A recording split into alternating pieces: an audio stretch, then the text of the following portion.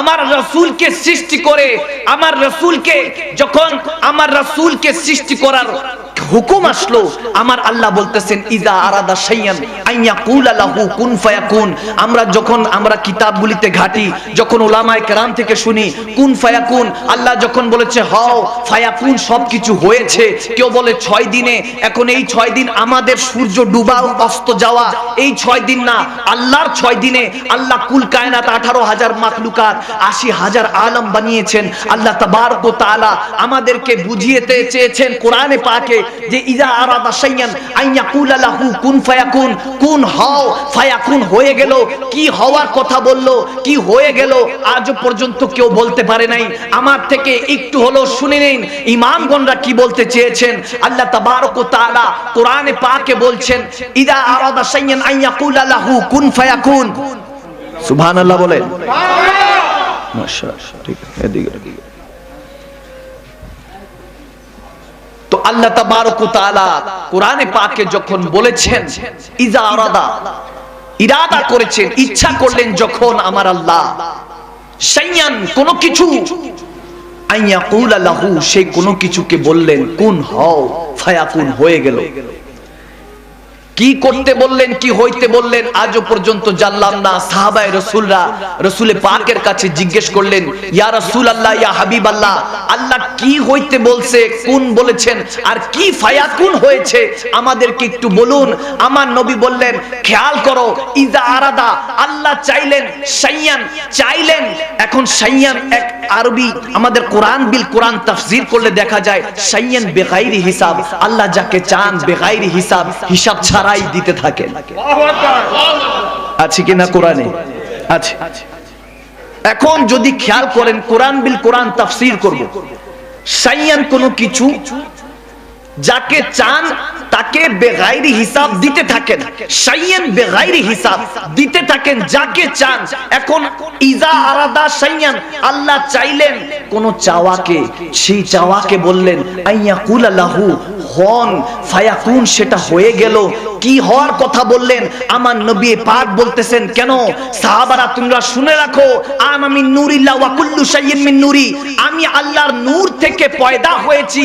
কাজ্জাকুম মিনাল্লাহি নূর, সেই নূরের কথাই কোরআনে পাকে এসেছে, মিনাল্লাহি নূর ওয়া শাইইন বিগাইরি হিসাব, আমি মুস্তাফা জানে রহমাতের নূর থেকে সমস্ত সৃষ্টি জগৎ হয়েছে। আমাকে এবার বলতে দেন ইদা আরাদা শাইইন আইয়াকুলা লাহু কুন ফায়াকুন, আল্লাহ তাবারক ওয়া তাআলার অন্তরের মধ্যে কোন একটা প্রেম জাগ্রত হলো, ইজা আরাদান, আল্লাহ চাইলেন শাইয়ান, সেই চাওয়াকে, যেই চাওয়া আমি যদি কাউকে বলি আমি আপনাকে চাই, এটা একটা মিনিং, আর যদি আমি কাউকে বলি আপনি হলেন আমার চাওয়া, এটা আরেকটা অর্থ।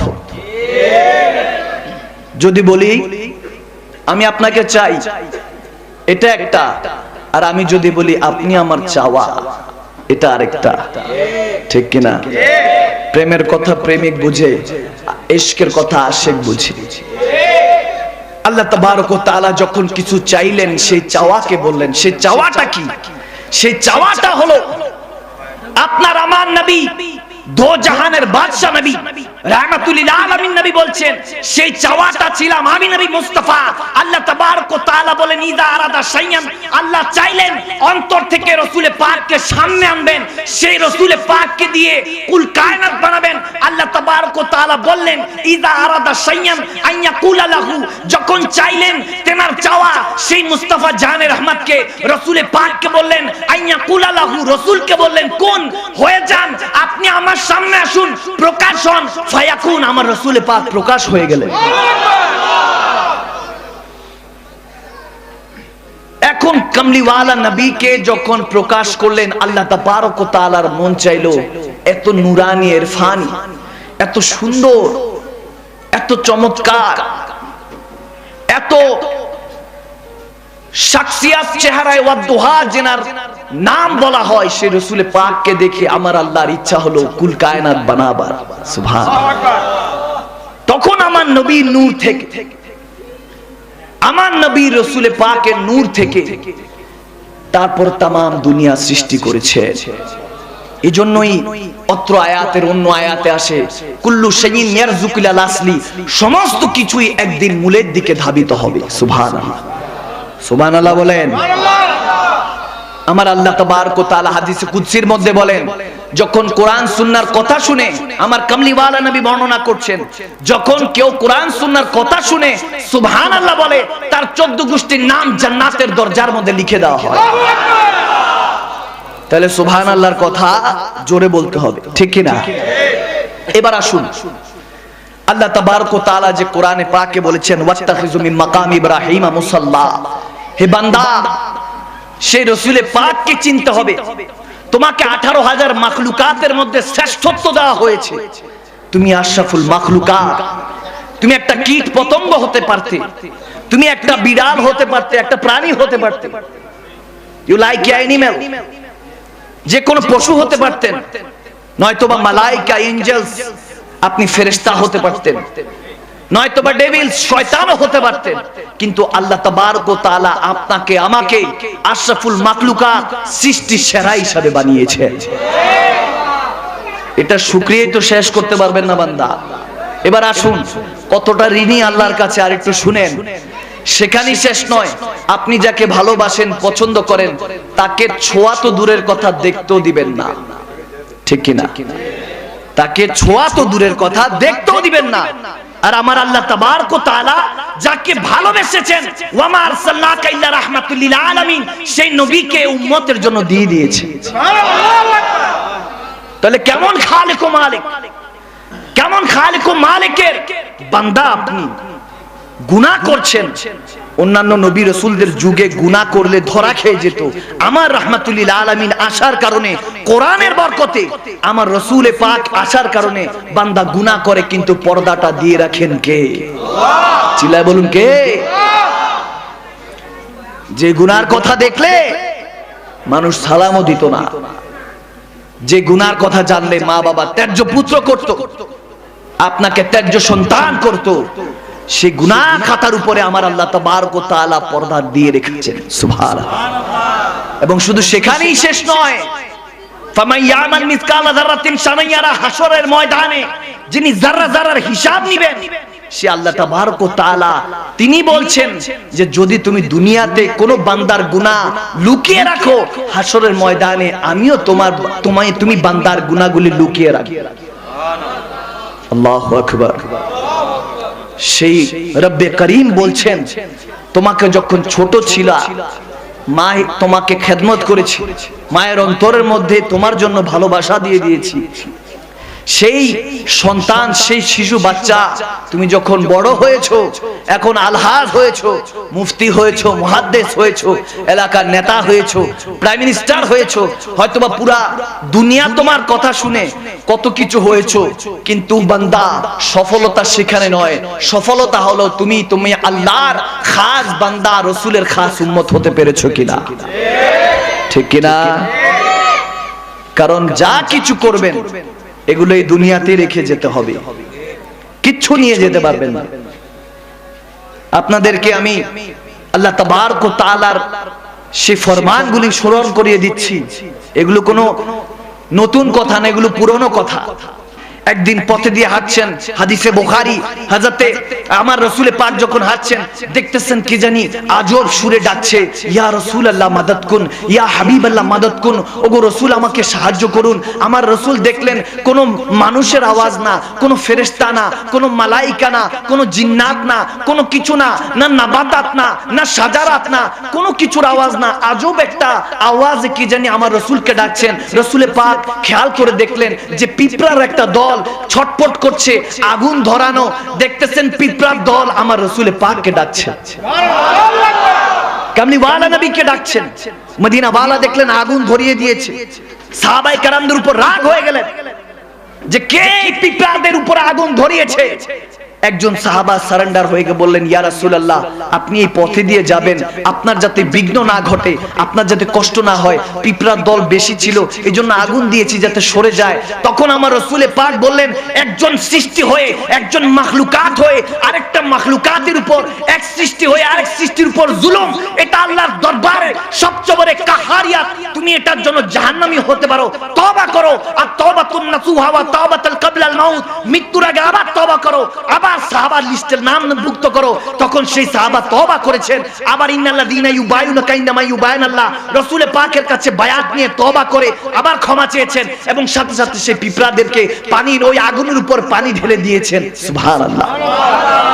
তো যেই নবী আমাদেরকে এটা শিখান যে একটা ছোট্ট পিঁপড়ার উপরে আগুন দেওয়া নিষেধ, আমরা সেই মানুষ হয়ে মানুষকে হত্যা করছি।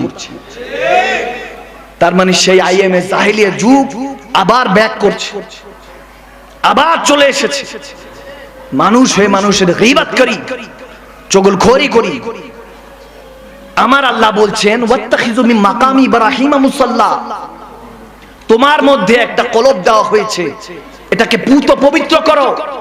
যখন তুমি বাচ্চা ছিলে তখন তুমি আমি আল্লাহকেও চিনতে, ফেরেশতাও দেখতে। সুবহানাল্লাহ। এখন বড় হয়েছো, ওই গোশতের টুকরাটা অন্ধকার হয়ে গিয়েছে, বিধায় আশরাফুল মাখলুকাত কিন্তু দুই কাঁধের ফেরেশতাও দেখো না। ঠিক কিনা বলুন? তাহলে সৃষ্টির সেরা কি ফেরেশতারা? আওয়াজে মনে হয় তেনারা।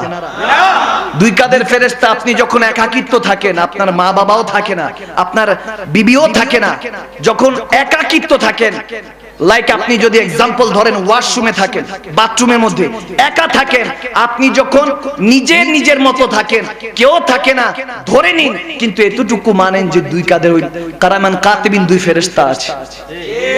ঠিক কিনা বলুন? তো তেনারা যে আছে কখনো খেয়াল রাখছেন? আওয়াজে মনে হয় এলাকায় সবাই চা খায় তেনার সাথে। হ্যাঁ, ওনাদের সাথে কি চা নাস্তা খান নাকি আপনারা? আমরা দুই কাঁধের ফেরেশতাই দেখি না। তাহলে সেই চোখ দিয়ে রাসূলকে দেখার, আল্লাহকে দেখার খায়েশ রাখেন কোন দুঃসাহস? যে অন্তর দিয়ে মানুষের প্রতি ঘৃণা রাখেন, বিদ্বেষ রাখেন, সেই অন্তর দিয়ে আল্লাহ রাসূলকে দেখার সাহস করেন কোন সাহসে? এখনো সময় হয়েছে, এখনো সময় আছে ভাইয়ের আমার। পরিবর্তন হন। You have to change yourself. আপনাকে চেঞ্জ হইতে হবে, পরিবর্তন হতে হবে নিজে। অন্য কেউ এসে পরিবর্তন করে দিয়ে যাবে না। আওয়াজ দিয়ে বলেন মুসলমান। এবার আসুন, আমার আল্লাহ বলতেছেন ওয়াত্তাখিযু মিন মাকামি ইব্রাহিম মুসাল্লা, তোমার অন্তরকে মাকামে ইব্রাহিমের মতো পুত পবিত্র করো। আল্লাহ মাকামি ইব্রাহিম কেন? আল্লাহ তাবারক ওয়া তাআলা বুঝাতে চাচ্ছেন, যারা হজে গিয়েছেন তেনারা জানেন যে কাবাতুল্লাহর সামনে একটা মাকামে ইব্রাহিম আছে, যেই স্থানে দাঁড়িয়ে আল্লাহর কাবাতুল্লাহ, আল্লাহর কাবা শরীফ, ইব্রাহিম খলিলুল্লাহ সেই স্থানে দাঁড়িয়ে আল্লাহর কাবাটা নির্মাণ করেছিলেন। ওটাকে মাকাম ইব্রাহিম বলা হয়। যেনারা হজে গিয়েছেন তেনারা জানেন। ঠিক কিনা? গভীর খেয়াল করুন। আল্লাহ তাবারক ওয়া তাআলা বলছেন অন্তরকে মাকাম ইব্রাহিমে মত পুত পবিত্র করো। কেন গো আল্লাহ? আসুন ট্রেস করি, একটু তাফসীর করি। তাফসীরটা হলো, গভীর খেয়াল, একদম গভীর খেয়াল। এলাকার মধ্যে মসজিদ আছে কি নাই?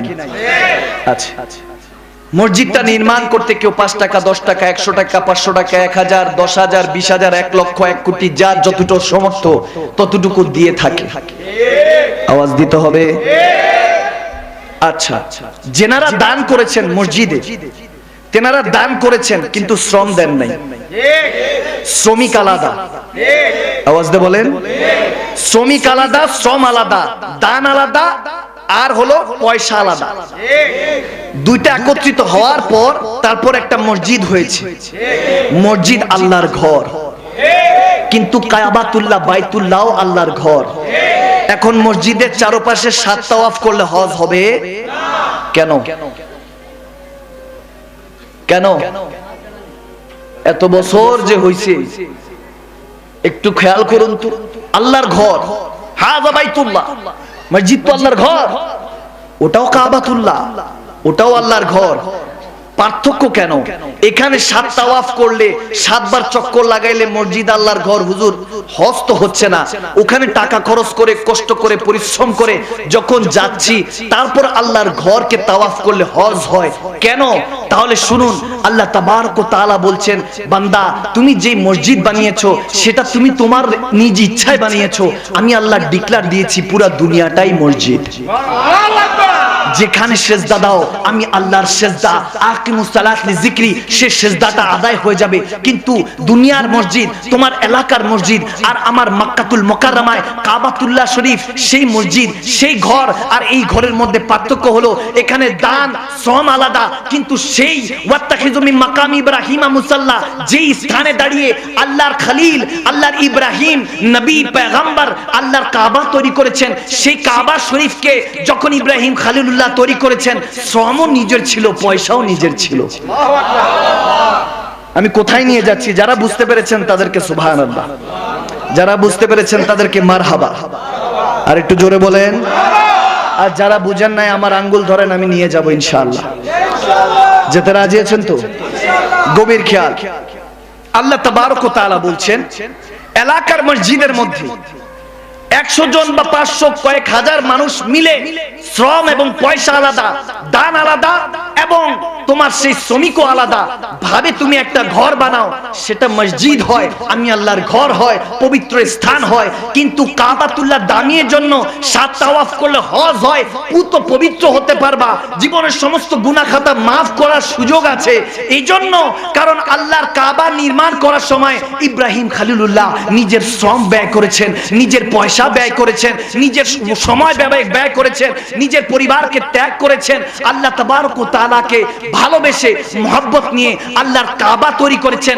সেই কাবাতুল্লাহর জায়গায় নিজে ইব্রাহিম আলাইহিস সালাম যে জিনিসটাকে লিফট হিসাবে ব্যবহার করেছেন, সেই মাকাম ইব্রাহিমের সেই পাথরটাকে আল্লাহ বলেছেন সেই পাথরের মতো নিজের কলবটাকে পুত পবিত্র করো। অর্থাৎ ইব্রাহিম খলিলুল্লাহর মতো নেক মাকাসাদ নিয়ে, শ্রম দিয়ে, পয়সা দিয়ে নিজের এই দেহটাকে, এই দুনিয়াটাকে সাজাও। তুমি তোমার অবস্থানকে তৈরি করো। যদি অবস্থানকে তৈরি করতে পারো, আমার নবী বলেছেন মান আরাফা নাফসাহু ফাকাদ আরাফা রাব্বাহু, যে নিজেকে চিনেছে সে আল্লাহ তাবারক ওয়া তাআলাকে চিনেছে। এইজন্য আমার নবী বলেছেন এই জন্য নিজেকে চিনো। আল্লাহ বলছেন ওয়াত্তাখিযু মিন মাকামি ইব্রাহিমা মুসাল্লা, ও বান্দা নিজের অন্তরকে পুত পবিত্র করো, কলবকে পবিত্র করো, পবিত্র করে এরপর যায় নামাজের মধ্যে দাঁড়ায় যাও। এরপর তুমি ওয়াত্তাখিযু মিন মাকামি ইব্রাহিমা মুসাল্লা, যায় নামাজ বিছাও, মুসাল্লা বিছাও, নামাজের জন্য দাঁড়িয়ে যাও। যখন মুতাওয়াজ্জিহান ইলা জিহাতি কাবাতি শরীফাতি বা কিবলাতি শরীফাতি আল্লাহু আকবার বলবে, দুনিয়া থেকে হাত তুলে নাও। মা বাবা, আত্মীয় স্বজন, পরিবার পরিজন, তোমার সয় সম্পত্তি, এমনকি তোমার নাসি আজমাইন নিজের জানকেও ছেড়ে দাও। তুমি এবার যায় নামাজের মধ্যে দাঁড়িয়ে যাও। ওয়াত্তাখিযু মিন মাকামি ইব্রাহিমা মুসাল্লা, সে অন্তরকে পবিত্র করে এক মুতাওয়াজ্জিহান আল্লাহ তাবারক ওয়া তাআলার খেয়ালে দাঁড়িয়ে যাও। তোমার মনে করো ডানে জান্নাত বামে জাহান্নাম, এখন আর তোমার জন্য রফরফ অপেক্ষা করতে হবে না, তোমাকে রফরফের জন্য অপেক্ষা করতে হবে না, বুরাক লাগবে না, জিবরিল লাগবে না, তোমাকে মসজিদে আকসায় গিয়ে নবী রাসূলদের জন্য অপেক্ষা করতে হবে না, লা মাকানের জন্য তোমাকে এখন আর সিদরাতুল মুনতাহায় অপেক্ষা করতে হবে না। as-সালাতু মিরাজুল মুমিনিন, এখন মুমিনের জন্য নামাজটা মেরাজ হতে যাচ্ছে। ও বান্দা, তুমি ইবাদতে ইলাহির মধ্যে এমন ভাবে ডুব দাও যেভাবে আমার রাসূলে পাক শিখিয়েছেন, তেমনি ভাবে ডুব দাও। ওগো রাসূল, আপনি বলুন কিভাবে করতে হবে। আমার রাসূল, সাহাবায়ে রাসূলরা যখন আমার মদিনাওয়ালাকে জিজ্ঞেস করলেন যে as-সালাতু মিরাজুল মুমিনিন, মুমিনদের জন্য নামাজটা মেরাজ, মুমিন কারা, মা মা'আল মুমিনিন, মুমিন কারা? আমার নবী বলতেছেন আলা লা ঈমানি মাল্লাহ মুহাব্বাতালাহু, তারা মুমিন না যারা আমি নবী মুস্তাফাকে জানের চাইতে বেশি ভালোবাসে না। মি ওয়ালিদিহি ওয়া ওয়ালাদিহি ওয়ান নাসি আজমাইন, তারাই মুমিন যারা আমি নবী মুস্তাফাকে জানের চাইতে কেমন ভালোবাসে, নিজের আওলাদ থেকে, মা বাবা থেকে, সয় সম্পত্তি থেকে, এমনকি নাসি আজমাইন নিজের জানের চাইতে আমি নবী মুস্তাফাকে ভালোবাসে। সেই মুমিন মুসলমান রাসূল প্রেমিকরা যখন যায় নামাজে দাঁড়িয়ে যাবে, আকিমুস সালাত লিযিকরি, ইবাদতে ইলাহির জন্য যখন রওনা দিবেন, ডানে জান্নাত বামে জাহান্নাম সমস্ত কিছু এবার সরতে থাকবে। আপনি এক আল্লাহর দিকে রওনা দিচ্ছেন লা মাকানের উদ্দেশ্যে, তখন মেরাজ হয়ে যাবে। মেরাজ মানে হলো লা মাকান, সেই বান্দা আর ইলাহির মধ্যে আল্লাহর সাথে প্রেমময় মুহূর্ত, সেই নামাজ, সেই সালাত আপনার জন্য আমার জন্য মেরাজ করে দিয়েছেন রাসূলুল্লাহ। আপনি যখন নামাজের মুসাল্লায় দাঁড়িয়ে যাবেন, ওয়াত্তাখিযু মিন মাকামি ইব্রাহিমা মুসাল্লা, সমস্ত পর্দা উঠে যাবে, রব্বুল আলামিন আপনার আমার সামনে থাকবে।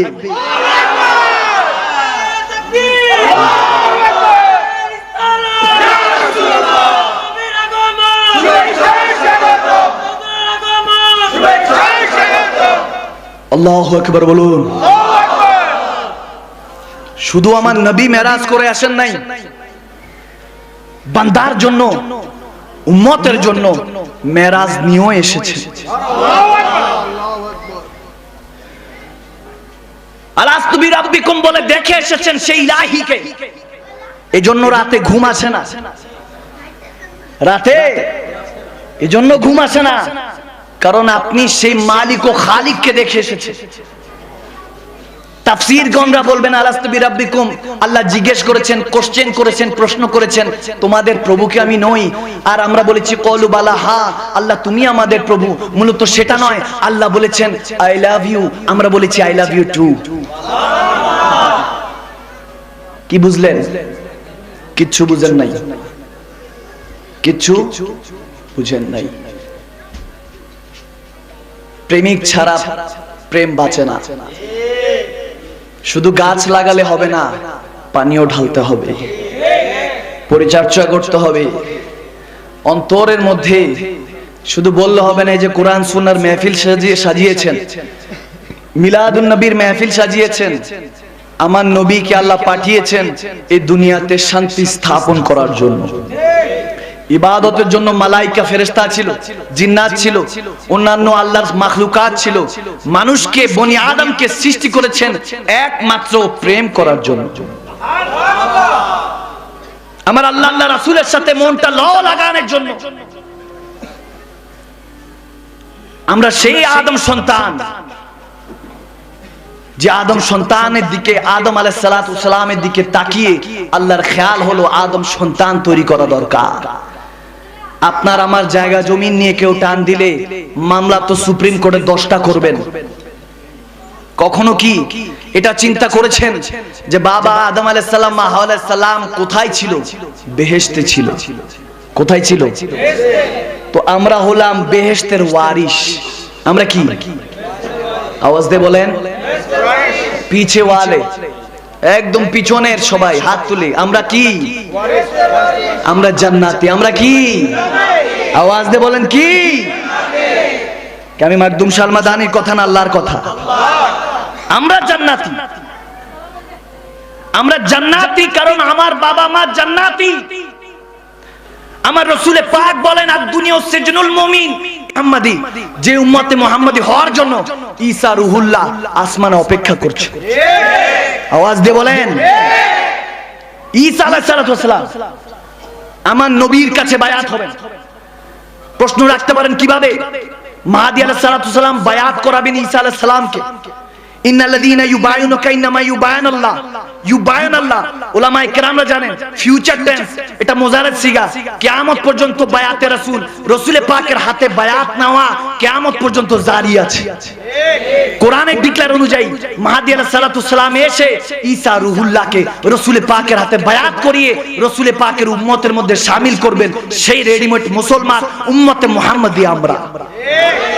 আমাদের অনেক দায়িত্ব। মুসলমান মা বোনরা যদি আইডল খাতুনে জান্নাত মা ফাতেমাকে মানতো, যুবকরা যদি ইমামে হাসান হোসাইনকে আইডল মানতো, আর চার খলিফাকে আইডল মানতো, বৃদ্ধ বাবারা যদি রাসূল পাককে আইডল মানতো, তাহলে সমাজের মধ্যে বিশৃঙ্খলা হতো না, সমাজের মধ্যে রাষ্ট্রদ্রোহিতা হতো না, সমাজের মধ্যে অত্যাচার ব্যভিচার হতো না, সমাজের মধ্যে সুদ ঘুষ বাড়তো না, সমাজের মধ্যে মহব্বতটা বাড়তো, ভ্রাতৃত্ব বোধ বাড়তো। ৭১-এর প্রায় ৩০ লক্ষ মানুষ শহীদ হয়েছেন এই দেশকে স্বাধীন করার জন্য। দেশ তো স্বাধীন হয়েছে, মানুষ পর হয়ে গিয়েছে। আপন খুঁজে পাই না, আপন খুঁজে পাই না। আপনি একজন ভাইকে প্রতিদিন আপনারা ক্রস করবেন একজন আরেকজনকে, কেউ তো সালামও দেয় না মুরব্বীদেরকে দেখে। সমাজের মধ্যে এরকম অবস্থা চলছে, তাহলে কেমনে আসবে শান্তি? এই জন্যই তো আল্লাহ রাগ হয়ে, গোসা হয়ে 2 বছর কাবা মদিনা বন্ধ করে রেখেছে। একটাবার গভীর খেয়াল করেছেন মুসলমান? 2টা বছর লাব্বাইক আল্লাহুম্মা লাব্বাইক পড়ে নাই বান্দা। 2টা বছর ইয়া নবী সালামুন আলাইকা বলে মদিনাতুল মুনাওয়ারায় কেউ কাঁদে নাই বান্দা। এটা আফসোসের ব্যাপার। এরপর আবার নতুন করে আপনারা সেই করোনা এত কিছু 25 কোটি মানুষ পৃথিবী থেকে ইন্তেকাল হয়ে মারা গেছে।